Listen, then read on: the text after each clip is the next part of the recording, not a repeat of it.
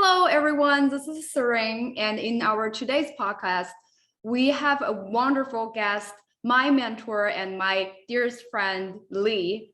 She is a lifelong learner, but have amazing career shifting story. She shifted her career from education, which is similar what I do, to a financial advisor and a CEO. So today we will hear some wonderful story from her, like how did she finish or how did she make all these changes with her career? So Lee, so first we want to welcome you to join our today's podcast. And is there anything you want to tell the audience about yourself? Of course, and thank you so much for the kind words, Serene. It's always a pleasure talking with you, and I know our conversations always generate something interesting, so thank you. I have to say that I began my career in education because I had limited choices given where I grew up and what I could study, because at that point in time, women were somewhat limited in terms of where they could go to school and what they could study. Mm-hmm. So I chose education. I was an elementary school teacher, and I don't think I would change a thing after looking back, because that served as a foundation for me to do all the other pivots and everything else that I did. So the education was really the foundation, and then kind of curiosity took over. So I had no path, so to speak, that I thought about in advance. I just took advantage of opportunities along the way. So that's how I was able to pivot so many times and end up from education into finance. So because I teach in high school before and college, so definitely as for all the teachers, we have so many similar, experience. So when you were a teacher, what do you think are some like defining moment for you, or some of the wonderful experience that as a teacher you learn from it or you grow from it? Are there any that moment? Yeah, there is one moment in particular that just looms large in my mind. I was teaching a 6th grade class that could not read. So the teachers had passed them on. They were all from very poor families and backgrounds. And I was taught to teach math and science. So I had no idea how to teach reading. But what I did notice was that they flipped through magazines, and I knew they couldn't read. So what were they doing? They were looking at pictures. So we started looking at the pictures they were looking at in these magazines and having conversations about what they thought was going on in the picture. That led us to the point where we could learn about captions and learn to read captions and then develop interest. And it was amazing to me how fast these children learned to read. Mm-hmm. My big takeaway there was, if you can meet people where they are, in other words, their interest here was in the pictures. If we could start there and develop a little bit of trust and a little bit of what I call psychological safety. In other words, they were comfortable with me leading them to learn how to read. And quite honestly, I wouldn't change that for the world, because the aha moment when they realized they could read was more satisfying than anything else I've ever felt. So that to me was just, that just solidified my decision and validated my decision to move toward education.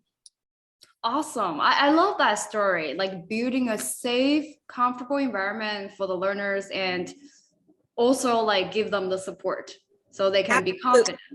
Absolutely. Yeah. Absolutely. They had no fear about saying they couldn't do something or they didn't understand something. And I think that's really critical, because if you can't acknowledge that, you can't learn. And creating the space for these kids to be able to say that was just something I did intuitively, but I learned so much from that.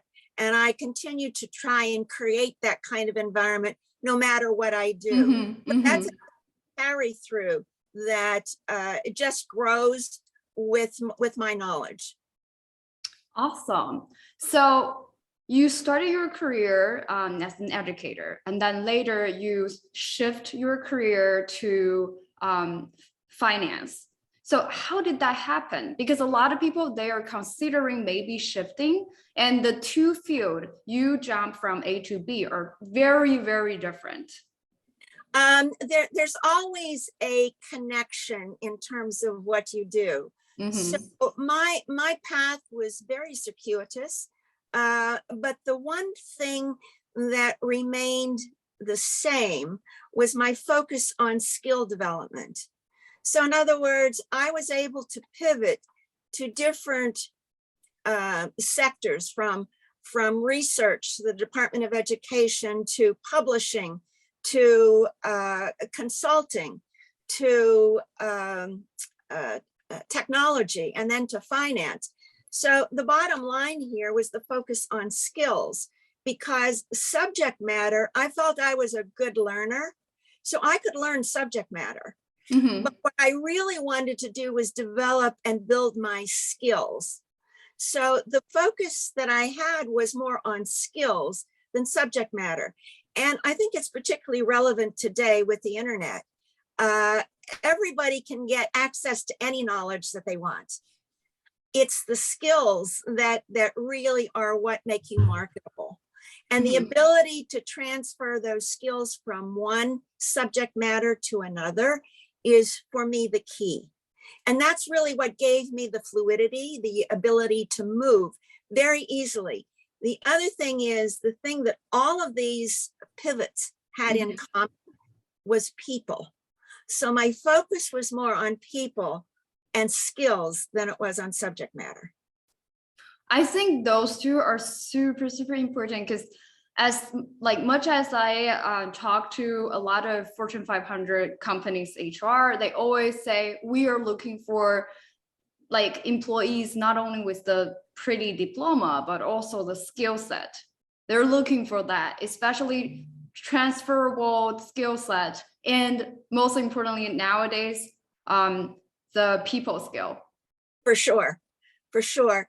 And simple things like how to sell an idea, how to sell yourself. It's not easy, it's not obvious. So learning how to do that, learning how to build relationships, learning how to understand a political landscape. And I'm not talking about government politics. I'm talking about politics that you encounter in school, in graduate school, in almost anything you do. When you have more than two people, you've got a political environment. So understanding that dynamic is just really important. And, you know, it continues to surprise me to this day. So I continue to learn about how that dynamic works. And then once you understand even a little bit, you can figure out where you fit into that. And that's really key. That's key to almost everything. Promotions, new jobs, a switch in career, almost anything. Understanding that landscape and understanding how you fit into that is really important. Of course, you have to know who you are, and that's another lifelong journey, understanding who you are and how you change as you go through life. So look back, what is the moment that made you decide, or what happened that you decide to changing from education to finance? Well, it wasn't one moment, but I did have an opportunity to go on for my advanced degree. I was lucky enough to get a fellowship that paid my way to study psychology in graduate school. So that started the journey. I don't want to say away from education. It expanded my perspective on education, because today I'm still an educator. In the world of finance, I continually find myself, I'll call educating people. And sometimes it's educating people about themselves, which I find truly interesting. But the concept of education for me is not limited to teaching. It's not limited to a classroom, because if you think of education that way, you're really doing yourself a disservice, because there's so many applications for education and for teaching. Because you think of consultants, that's just a fancy word for teaching. Exactly. So that's why education is just so important to me, because it really defines who I am. Okay, so you mentioned you changed from education and then later you went to graduate school for psychology major. And after that, what was your first job that in finance world?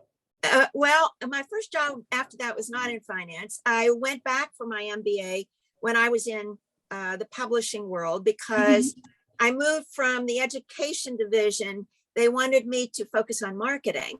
And I had no clue what marketing was all about. I just had never frame of reference for it. So the way I learned at that point in my life was I went back to school. So that's why I went back for my MBA. And I did that part-time because I had to finance it myself. So I did it part-time. And as I was winding down, it took me actually 5.5 years to get that MBA. When I was winding down, I decided I wanted to start a little consulting company and use the subject matter that I had learned to see if I could, support myself by doing consulting. So I had a lot of fun doing that. I learned about myself. I learned that I don't really work well by myself. I need a team around me. I learned how to market myself. I learned how to present in front of an audience when I ran 3-day workshops. I learned how to follow up and collect money. I learned how to look at a balance sheet, all of which I had studied for my MBA, but now I was putting it into practice. And it's so different when you sit in a classroom and learn, how to read a balance sheet versus you're reading your own balance sheet. I mean, it's a world of difference. So the MBA gave me, I'll say, the confidence to at least have the words, but really doing it is what integrated it internally for me to give me that understanding. So if you go back time, like to your college, and you see the college you there, do you have anything that you want to tell her? Oh man, there's so much I want to tell her. Most of it centers around confidence. Understanding what confidence is, and understanding too that it's not that you have it or don't have it, because some days you have it, and then other days someone can say something and your confidence is depleted. So learning how to manage confidence, I think, is really key. If I could go back and tell her then what I know now, it may have been a different outcome, but I have no regrets about the path I've taken. So yeah, that's really awesome, because some people look back, they would say, oh, I took some detours for choosing a major, choosing a school, or choosing a career. But oftentimes, if we have someone like you or like other mentors can tell them what you can know from maybe my personal experience or how I choose my different career, they would understand, okay, that's what it means to get an MBA degree. Not just all of a sudden, I think MBA is fancy, that I want to go back to school for that. But based on your story, so you choose MBA because the need from your work. Absolutely. Absolutely. It was an area that I was not familiar with, and I needed to get that familiarity pretty quickly. So I went back to school. Today, if I'm in a similar situation and I need to get up to speed quickly, I don't go back to school. I find who the experts are in that area and I learn from them. So as I've gone through my career, the mode of learning that was most comfortable for me has shifted. And it shifted because I've grown in experience and matured as far as, what I know, and then how do I apply and transfer what I know. So all of that coming together, has made me realize that there's more than one way to learn. And at different points in my life, I was more comfortable learning one way than another way. And just going back to your comment on detours, to me, detour is somewhat of a negative term. I like to think of it as just taking a turn in the road and finding something new to learn, and then figuring out how to come back to the highway and continue on with all that additional learning. So I don't see a change in major or a change in career as any kind of detour. I think it all comes together in terms of what you have to offer based on what you've learned and how you manage what you've learned. That's such a great way to put it.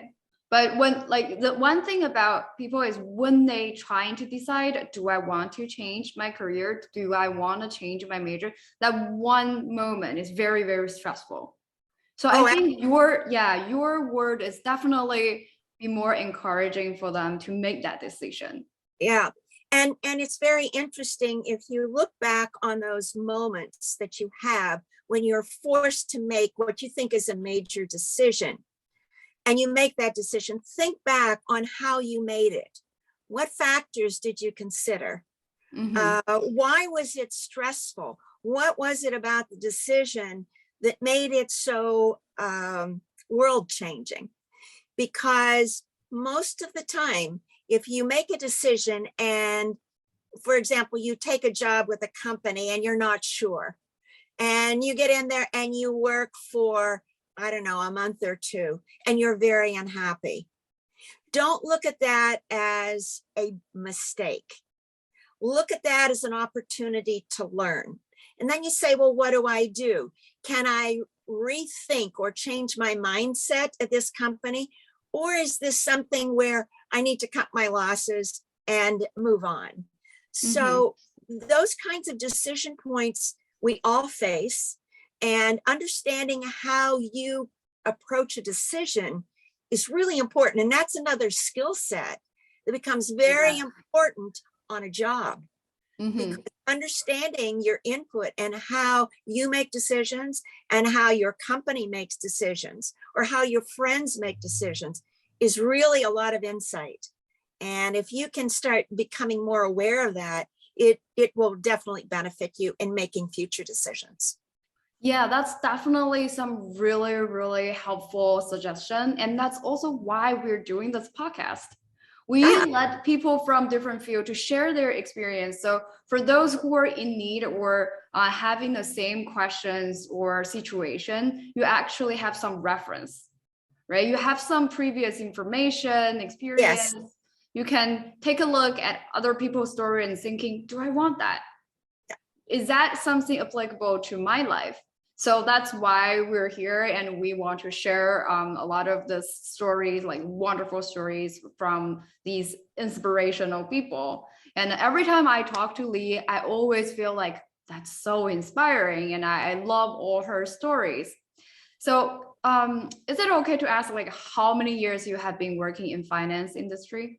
Oh, I've only been in finance a short period of time, probably 4 or 5 years. Prior to that, I was in commercial real estate for 25 years. I was in technology for about 8 years, publishing for 5 years. So stop counting all the years. Wow. So actually, it's not just finance and education, but in between, there's still like other field like publishing, real estate. There's a lot. Okay. So out of all these different careers, which one do you think is the most challenging for you? Well, the one I'm in now. It's always currently in. So it's challenging, but exciting at the same time. And, you know, that same kind of aha moment that I experienced with that 6th grade class when they learned to read, when I'm working with someone in finance or coaching someone or helping someone to make a decision, and they say, oh, I get it. It gives me the same kind of great feeling of satisfaction. So it's always the current challenge that's the most exciting for me. Awesome. And one thing I want to circle back from what Lee just mentioned is she wants to talk to her younger self about confidence. It's actually something that I would do if I had the chance to talk to my college self, because I think for a lot of people, confidence is a thing that obviously we all know we need it, but sometimes it's just very difficult. So I think right now, after shifting from different career and gaining so much experience, you definitely have a totally different understanding of yourself and how to think about confidence, right? I think, is there anything that you want to say to like the younger people who are still in school trying to figure out their life, or someone just started their career, and especially for women, for female, like how do they gain their confidence in academic setting, in career setting? Any suggestion for them? Yeah, absolutely. I think if you can find a mentor or a coach to speak to, that and I have a coach because my confidence needs a boost many times too. Mm-hmm. And understanding myself, I continually look to understand myself, and when I get stuck or I get stressed out by a decision, a coach or a mentor, someone to speak to say, hey, can you kind of give me some insight? And I think that really is important in helping to maintain confidence and boost confidence and just make you feel better as a person. So I highly recommend that. I'm a believer in coaching. Yeah, that's why like me and Lee also started this great project that both of us are coaches for different entrepreneur, and to build up their brand, their self-confidence, and how they present themselves in the business world. So I think for everything we shared here, we really want our audience to know it is okay to explore your major, your career, and it is okay to change from one area to another area. But the most important thing is remember to always build up your skill, to Yes, encourage yourself with confidence, and to understand how to communicate with different people. most definitely. Most definitely. Communication skills, relationship building skills, all those really good things. In fact, the more you change, the more you have an opportunity to develop those skills. All right. Thank you so much for joining us, Lee. It's been an absolute pleasure. Anytime. Okay. Bye, everyone. Bye-bye.